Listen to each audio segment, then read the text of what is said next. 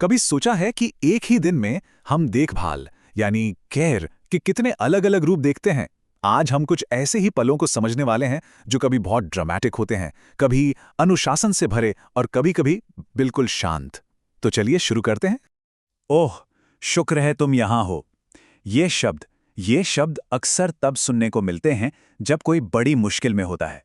ये शब्द घबराहट के बाद मिलने वाली राहत को दिखाते हैं, और सच कहूं तो हमारी पहली कहानी यहीं से शुरू होती है।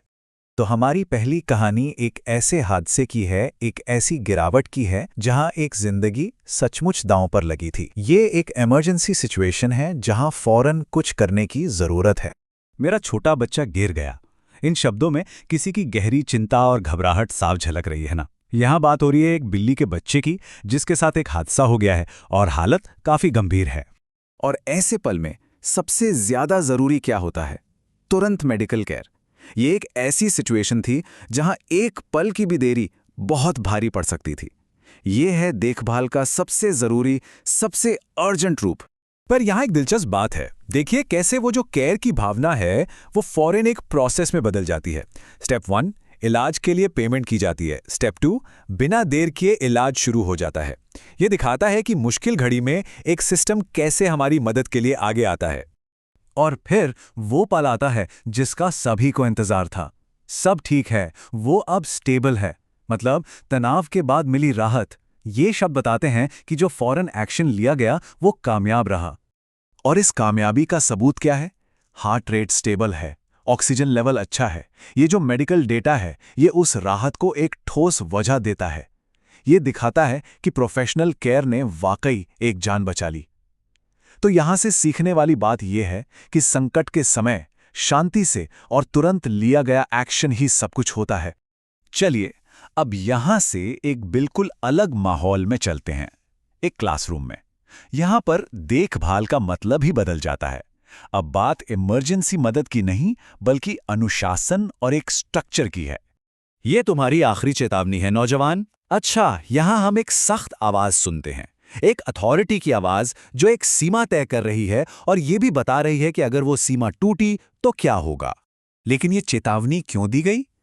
क्योंकि ये इस हफ्ते में तीसरी बार है जब ये स्टूडेंट लेट आया है। ये नंबर 3, ये टीचर के शब्दों को और ज्यादा वजन देता है।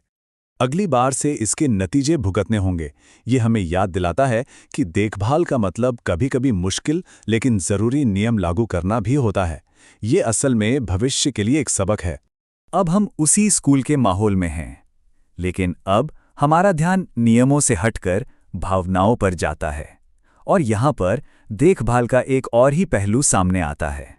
लेकिन अगर वो लोग मुझे पसंद नहीं करेंगे तो? देखिए, ये एक बिल्कुल अलग तरह की चुनौती है। इसका किसी नियम को तोड़ने से कोई लेना देना नहीं है। ये तो सामाजिक तौर पर रिजेक्ट होने का एक अंदरूनी डर है। और ये पल हमें देखभाल का एक दूसरा चेहरा दिखाता है। ये नियम लागू करने के बारे में नहीं है, बल्कि किसी को हिम्मत और दिलासा देने के बारे में है। ये इमोशनल सपोर्ट के बारे में है। तो चलिए अब एक और कहानी की तरफ बढ़ते हैं जो एक खेत की देखभाल पर है। ये एक शांत, लगातार चलने वाली देखभाल है जिसकी जरूरत इस जमीन को, इस मिट्टी को है। दिन का काम अभी खत्म नहीं हुआ है।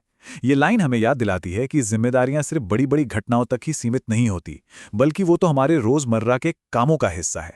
हमें ये पक्का करना होगा कि हर पौधे को ठीक से पानी मिले। ये पोषण देने का एक बहुत ही सरल लेकिन सबसे बुनियादी काम है। ये उस तरह की देखभाल है जो जिंदगी और ग्रोथ के लिए जरूरी है, भले ही इसमें कोई ड्रामा ना हो।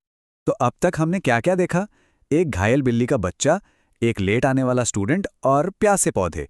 इन सब अलग अलग किस्सों में आखिर वो कौन सा एक धागा है जो इन सबको जोड़ता है? एक तरफ घायल के लिए तुरंत देखभाल, दूसरी तरफ एक स्टूडेंट के लिए अनुशासन, फिर किसी की चिंता को दूर करने के लिए इमोशनल सपोर्ट और जमीन के लिए बुनियादी पोषण। ये सब देखभाल के ही अलग अलग लेकिन एक दूसरे से जुड़े हुए रूप हैं।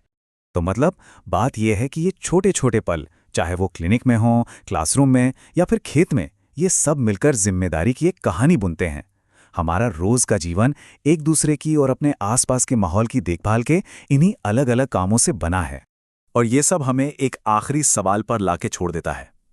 देखभाल के ये जो छोटे छोटे रोज के काम हैं, ये असल में बनाते क्या हैं? शायद ये सिर्फ जिंदा रहने के बारे में नहीं है, ये उससे कहीं बढ़कर है। ये एक समाज बनाता है, एक भविष्य बनाता है, और हम सबको एक दूसरे से जोड़ता है।